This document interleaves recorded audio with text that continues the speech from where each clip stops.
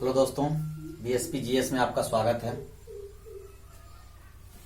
एक बार पुनः मैं रविंद्र कुमार आपके बीच आधुनिक भारत का चैप्टर सविनय अवज्ञा आंदोलन पर आज मैं चर्चा करने जा रहा हूं। लेकिन उससे पहले मैं बता दूं कि कुछ लोग या कुछ छात्र जीवन में थोड़ी सी कठिनाई आने के बाद वो हड़बड़ा जाते हैं और वह जो लक्ष्य होता है, जो रास्ता होता है, वह रास्ता छोड़ करके वो भागने का प्रयास करने लगता है। लेकिन मैं ऐसे छात्र को कहना चाहूंगा कि जीवन में जो लक्ष्य को तैयार करके, लक्ष्य को निर्धारित करके आधे रास्ते चल करके यदि लक्ष्य से पीछे लौटता है तो ऐसे लोगों को भगत सिंह कायरता की सूची में रखने का नाम दिया है। उन्होंने कहा है, यानी भगत सिंह कहे हैं, यदि लक्ष्य निर्धारित करके जो व्यक्ति लक्ष्य से पीछे पलट जाए तो ऐसा व्यक्ति कायर होता है। इसीलिए मैं आपको कहूंगा कि किसी ने बहुत ही अच्छा लिखा है, किसी कवि ने अपना कलम उठाया और लिखा, ऐसे व्यक्ति के ऊपर कलम उठाता है और वो लिखते हैं कि हर पल पे तेरा ही नाम होगा, तेरे हर कदमों पे दुनिया का सलाम होगा। हर पल पे तेरा ही नाम होगा, तेरे हर पल पे तेरा ही नाम होगा, तेरे हर कदमों पे दुनिया का सलाम होगा। मुश्किल का सामना हिम्मत से करना बहादुर, देखना एक दिन वक्त भी तेरा गुलाम होगा। यानी मेरे कहने का मतलब है कि जो व्यक्ति साहस और ताकत से, अपनी जज्बात से अपने लक्ष्य को पाने के लिए ललायित होता है, वही व्यक्ति दुनिया का इतिहास रखता है। मेरे दोस्त, मेरे नौजवान, मैं कहता हूं कि दुनिया में जब तक जिंदा है मुश्किल आते ही रहेगी। बस आपका फर्ज बनता है कि हम मुश्किल को किस प्रकार झेलें, और समस्या नहीं आएगी तो आदमी परिपक्व भी नहीं हो सकता है। इसीलिए मैं कहूंगा, किसी ने बहुत ही अच्छा लिखा है कि ताश के पत्तों से महल नहीं बनते, ताश के पत्तों से महल नहीं बनते, नदी को रोकने से समंदर नहीं बनते। जिंदगी में बढ़ते रहो हर वक्त। मेरे दोस्त, एक बार मैं फिर से दोहरा दूं कि ताश के पत्तों से महल नहीं बनते, नदी को रोकने से समंदर नहीं बनते। जिंदगी में बढ़ते रहो हरदम, क्योंकि एक जीत से कोई सिकंदर नहीं बनते, एक जीत से कोई सिकंदर नहीं बनते। चलिए एक बार पुनः मैं इतिहास के उस गर्त में डुबकी लगाता हूं आप लोगों को। जहां तक मैं बता दूं कि मैं जो चैप्टर आपके बीच ये BSP GS bye Ravinder sir के माध्यम से जो ये यूट्यूब चैनल पे डाला जा रहा है, मैं आपको बता दूं कि मैं जो ये डालता हूं, हर हमेशा यह प्रयास रहता है मेरा कि जो भी चैप्टर हम यूट्यूब पर बतावें छात्रों के लिए, वो चाहे बीपीएससी हो चाहे यूपीएससी हो, इसमें क्वेश्चन नहीं छूटे। जहां तक मुझे जानकारी है मैं पूरा का पूरा अपना देने का प्रयास करते रहता हूं। और निश्चित रूप से बीपीएससी और यूपीएससी लेवल का ये क्वेश्चन हम डालते हैं। सो आप वीडियो देखिएगा तो उससे पता चल ही जाएगा कि कितने अंदर तक हमने, कितना अंदर से क्वेश्चन निकाल करके आपके बीच रखने का प्रयास किया है।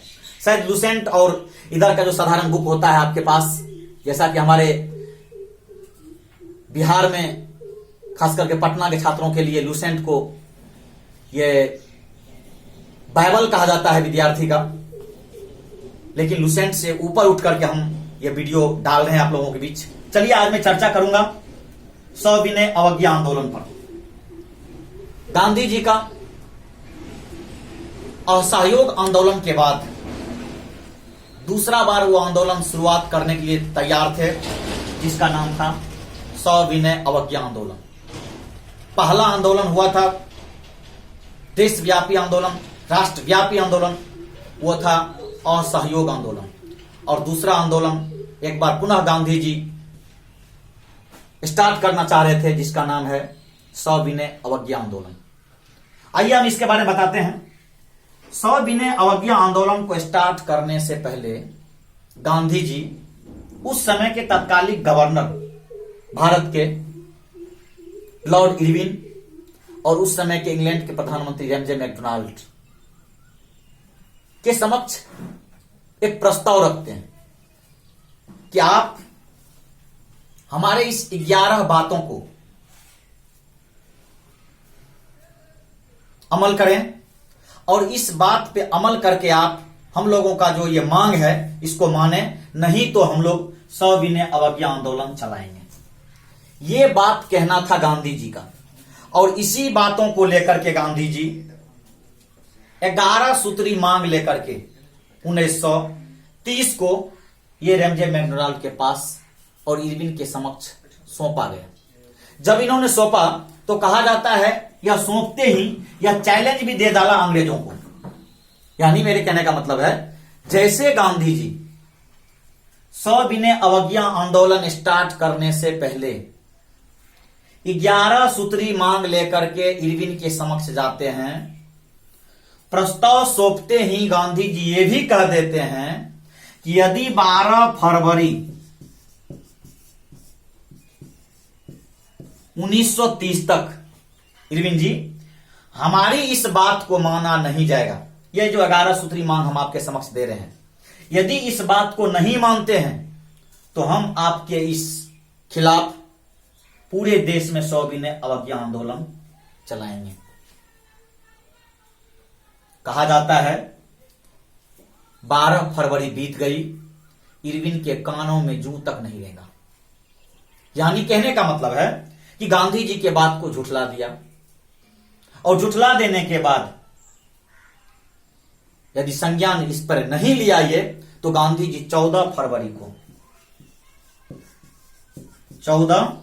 फरवरी को कहा जाता है 1930 में एक बैठक बुलाते हैं साबरमती आश्रम में कांग्रेस कार्य समिति की। वैसे मैं बता दूं कि भारत के इतिहास में और कांग्रेस के इतिहास में जब से अधिवेशन चल रहा था, पहली बार 1930 में अधिवेशन नहीं हुआ था। भारतीय इतिहास में जो कांग्रेस का इतिहास रहा है 1885 से लेकर के, वो पहला बार था जब 1930 में अधिवेशन नहीं हुआ था। तो कांग्रेस के कार्य समिति की बैठक, कांग्रेस कार्यकारिणी की बैठक हुई, और उस बैठक में 14 फरवरी को गांधी जी ने सविनय अवज्ञा आंदोलन चलाने का निर्णय को पास करवा लिए। और जब इस निर्णय को पास करवा लिए तो इसके बाद अब गांधी जी फ्री हो चुके थे सविनय अवज्ञा आंदोलन चलाने के लिए। अब गांधी जी सविनय अवज्ञा आंदोलन चलाने के लिए क्या सिर्फ 11 सूत्री मांग ही था प्रस्ताव कि जिसको अंग्रेजों ने नहीं माना और गांधी जी उग्र होकर के आंदोलन शुरू कर दिए? ऐसा बात नहीं था। इससे पहले भी था कि गांधी जी से पहले 1929 में कांग्रेस के द्वारा पूर्ण स्वराज का प्रस्ताव को पारित करवाना, और इससे पहले भारत के इतिहास में 1928 में साइमन कमीशन का भारत आना। वैसे हम साइमन कमीशन पर चर्चा नहीं किए हैं, कभी एक वीडियो बना के डालेंगे साइमन कमीशन पर। साइमन कमीशन क्या था, किसके हित के लिए आया था और उसमें हुआ क्या। 1929 का ये भी था, और 1928 में जो साइमन कमीशन आया था, वैसे कहा जाता है साधारण तौर पर कि साइमन कमीशन का इसलिए भारतीयों ने विरोध किया क्योंकि 7 सदस्य उसमें अंग्रेज था, इसीलिए विरोध किया। साइमन कमीशन का रिपोर्ट और उसके बाद गांधी जी द्वारा 11 सूत्री मांग, ये 3-4 मांगों को लेकर गांधी जी सविनय अवज्ञा आंदोलन स्टार्ट करते हैं। 3-4 मांगों को लेकर के गांधी जी सविनय अवज्ञा आंदोलन स्टार्ट करते हैं। और जैसे गांधी जी सविनय अवज्ञा आंदोलन स्टार्ट करते हैं, स्टार्ट करने के दरमियान कहा जाता है गांधी जी को जो सविनय अवज्ञा आंदोलन स्टार्ट करने का प्रेरणा मिला था वो अंग्रेज विद्वान था जिसका नाम था डेविड थीरो।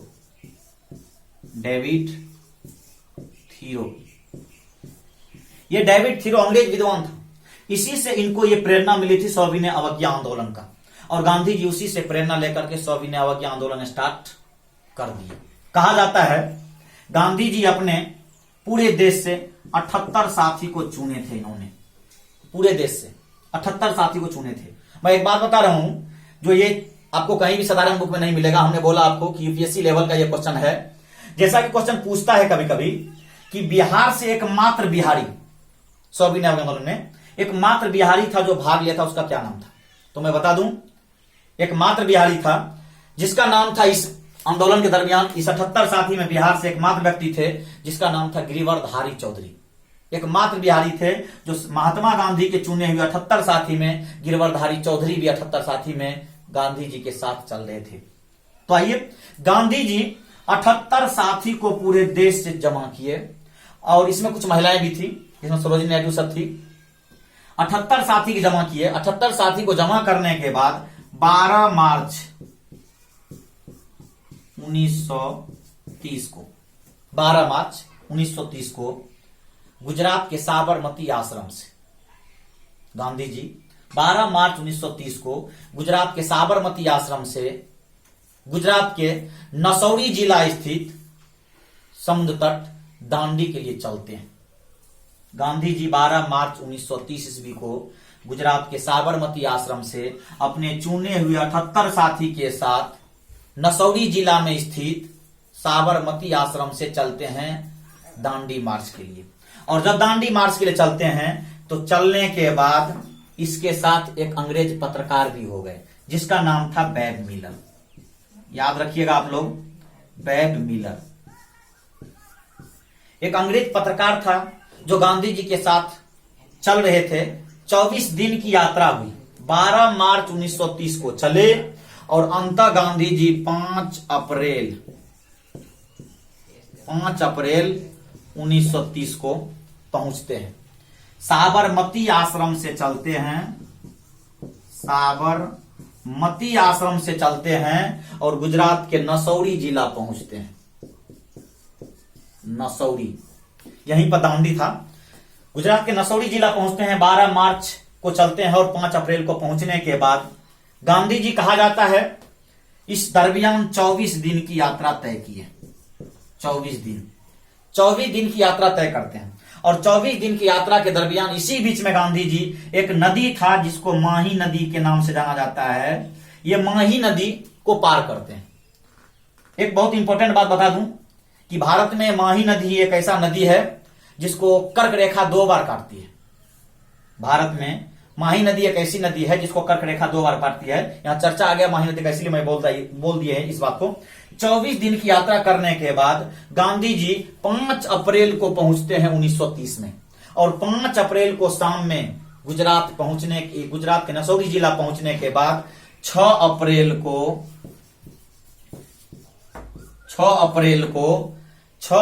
को गांधी जी नमक बना करके समुद्र किनारे नमक कानून को तोड़ देते हैं।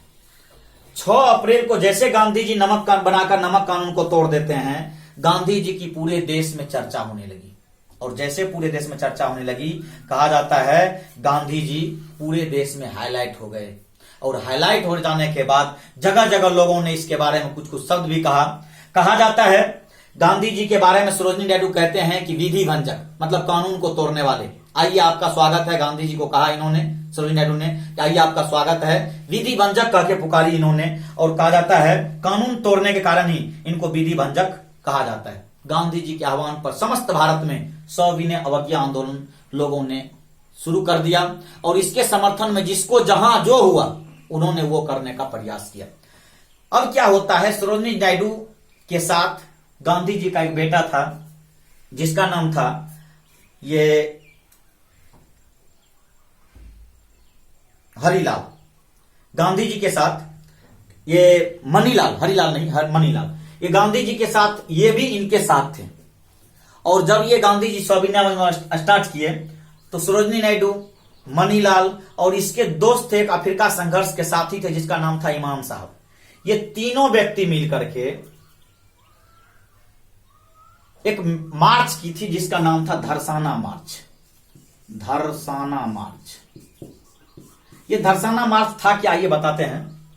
2000 कार्यकर्ताओं के साथ गांधी जी के पुत्र मनीलाल, सरोजिनी नायडू और इमाम साहब, ये तीनों मिलकर के 2000 कार्यकर्ताओं के साथ चल दिए। और जब पहुंचे धरसाना के पास, यानी धरसाना मार्च कहा जाता है, जिस प्रकार दांडी मार्च कहा जाता है उसी प्रकार ये लोग धरसाना मार्च किए थे। और समुद्र किनारे से पहुंचने से पहले वहां पर ये धरना प्रदर्शन किए। कहा जाता है अंग्रेज इसके साथ इतना क्रूरता के साथ पेश आया कि हर एक बार 100 करके संख्या में लोग बैठते थे धरना पर, और जैसे अंग्रेज का सिपाही आता था पूरे को 100 व्यक्ति को शरीर पर पूरा कोड़ा से पूरा शरीर का चाम खींच लेता था और उसको बगल में सेट कर देता था। क्योंकि गांधी जी ने कहा था, जिस प्रकार असहयोग आंदोलन से प्रेरणा लिए कि हिंसा नहीं करना है, अहिंसा का पाठ पढ़ाया था गांधी जी ने।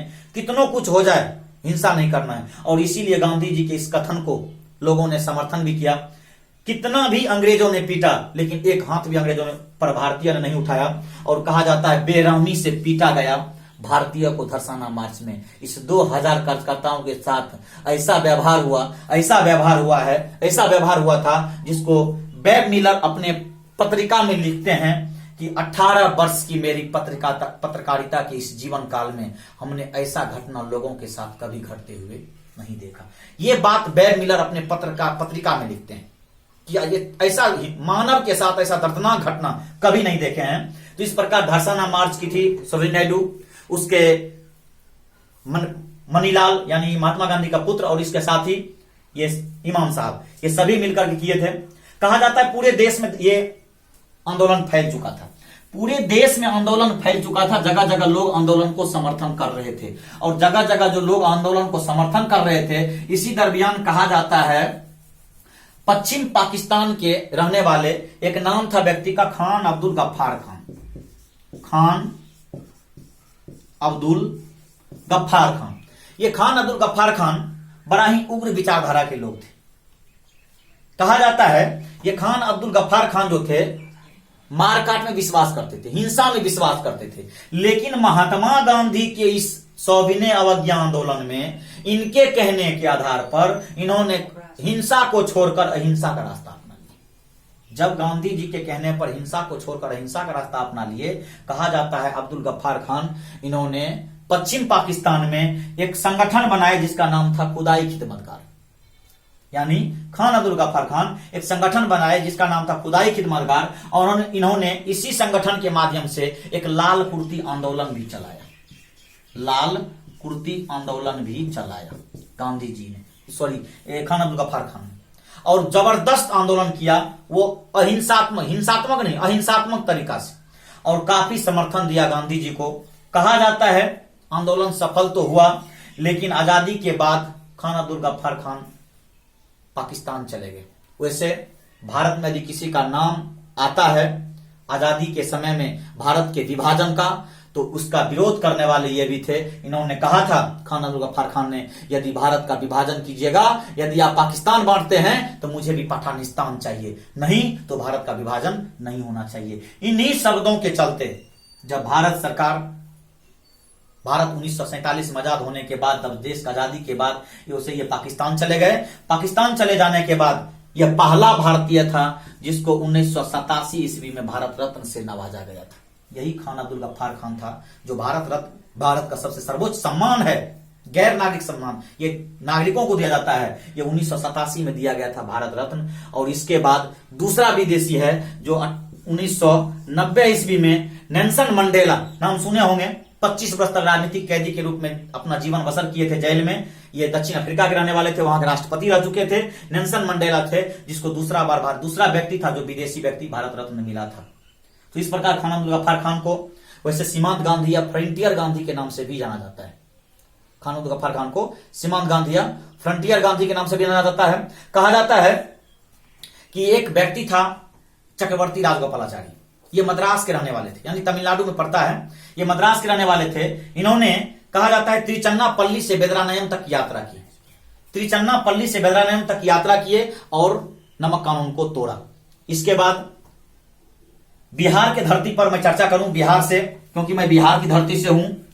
और बिहार किसी भी चीज में पीछा रहने का काम आज तक नहीं किया है। सिर्फ आज तक हमारी सरकारें जो भी बने, चाहे जिस भी पार्टी का हो, हमारे बिहार के लोगों में ताकतों की कमी नहीं होती है, अंगार उगलता है। आज इस लॉकडाउन में पूरे देश से बिहार के जनता वापस आ रहे हैं। और मैं बता दूं कि यदि बिहारी एक दिन अपना हाथ काम करना बंद कर दे तो पूरा भारत स्थिर हो सकता है। इसीलिए बिहारी में ताकत है। कभी मैं बिहारी के बारे में चर्चा करूंगा। चलिए, मैं अभी आपके चैप्टर में हूं। मैं बता रहा था कि बिहार से भी लोगों ने अछूता रहना नहीं चाहा। ये मुंगेर एक जिला है, मुंगेर जिला में वहां से लोगों ने चौकीदारी कर चलता था, चौकीदारों से कर लेता था अंग्रेज। इसीलिए लोगों ने यहां का चौकीदारी कर के खिलाफ आंदोलन किया। यहां तो कोई समुद्र था नहीं कि नमक बना के नमक कानून तोड़ता, इसीलिए लोगों ने चौकीदारी करके खिलाफ आवाज उठाया। फिर इसके बाद नागालैंड एक राज है भारत का। ये नागालैंड में वहां के कुछ आदिवासियों ने, नागालैंड में कुछ आदिवासियों ने भारत में इसके खिलाफ आंदोलन चलाया, सविनय आंदोलन के खिलाफ। होता क्या है, एक नौजवान था जिन्होंने ये आंदोलन चलाया, बाद में अंग्रेजों ने उसको फांसी दे दिया कुछ दिन के बाद पकड़ करके। इसकी बहन थी एक जिसका नाम था गिडालू, मात्र 13 वर्ष की कन्या थी वो, 13 वर्ष की आदिवासी महिला थी, 13 वर्ष की कन्या थी। अंग्रेजों ने इसको पकड़ करके, जब अपने भाई के शहीद हो जाने के बाद इन्होंने उस आंदोलन का नेतृत्व संभाली, तो 13 वर्ष की कन्या को पकड़ करके अंग्रेजों ने जेल में डाल दिया। और कहा जाता है जब देश आजाद होता है 1947 में, तो 47 में आजादी के बाद जवाहरलाल नेहरू ने गिडालू को जेल से निकाल करके रानी की उपाधि दिए। गिडालू को जेल से निकाल करके रानी की उपाधि दिए। और इस प्रकार भारत के इतिहास में गिडालू एकमात्र 13 वर्ष की कन्या का भी नाम आता है। कहा जाता है असम के लोगों ने सिलहट से नवाखली तक यात्रा किए और नमक बनाकर नमक कानून को तोड़ा। नमक कानून के दरमियान गांधी जी को गिरफ्तार कर लिया गया। इस आंदोलन के दौरान गांधी जी को गिरफ्तार करने के बाद जवाहरलाल नेहरू ने आंदोलन का नेतृत्व संभाला। जवाहरलाल नेहरू को भी गिरफ्तार करने के बाद इसके बाद अब्बास तैयब जी थे जिन्होंने आंदोलन नेतृत्व संभाला। पूरे देश में आंदोलन फैल चुका था और आंदोलन इतना भयावह हो चुका था, इतना भयावह हो चुका था कि अंततः अंग्रेजों को गांधी जी से समझौता करने के लिए मजबूर होना पड़ा। मैं एक बात का चर्चा कर दूं बीच में कि इसी आंदोलन के दरमियान 1930 में ही एक संगठन चलती थी जिसका नाम था बानरी सेना और मंजरी सेना। वैसे कुछ बुक में मिलेगा आपको 1942, जो कि गलत है। ये यूपीएससी के बुक में हम देखें, आप बढ़िया से अच्छा से देखें, 1930 से ही संबंधित है, सविनय अवज्ञा आंदोलन का ही संबंध है ये बानरी सेना और मंजरी सेना से। कहा जाता है इंदिरा गांधी भी मंजरी सेना में थी। बानरी सेना था लड़कों का, नौजवानों का संगठन था, बच्चों का संगठन था, छोटा छोटा बच्चों का। वो तिरंगा लेकर, क्योंकि उस बार पहली बार 1929 में लाहौर नदी के पास तिरंगा फहराया गया था जवाहरलाल नेहरू के द्वारा, और वही तिरंगा लेकर के पुलिस के सामने, अंग्रेज के सामने ये लोग चला जाता था और उसके सामने जो ये लोग डांस करता था तो अंग्रेज पुलिस तिरंगा छीन करके उसको आग के हवाले कर देता था और आग के हवाले कर देता, जिसके चलते बच्चों ने क्या किया, ये लड़की और लड़कों का संगठन ने, ये सेनाओं ने क्या किया, तिरंगा का ड्रेस पहन करके उसके सामने डांस करने का काम करता था। तो इसी को बानरी सेना और मंजरी सेना कहा जाता था। मैं एक बात और बता दूं, इसी आंदोलन के दरमियान जब गांधी जी 24 दिन की यात्रा कर रहे थे, तो इस रास्ते में जाने के दरमियान गांधी जी एक बहुत ही गीत को गुनगुना रहे थे रास्ते में, और वह गीत गांधी जी को बड़ा ही प्रेरित कर रहा था, जिस गीत का धुन था कि रघुपति राघव राजा राम पति तपावन सीताराम। ये गीत को गांधी जी लगातार रास्ते में चल रहे थे और गीत को गुनगुनाते हुए जा रहे थे। इस प्रकार गांधी युग का ये चैप्टर सविनय अवज्ञा आंदोलन को मैं यहीं स्थगित करता हूं।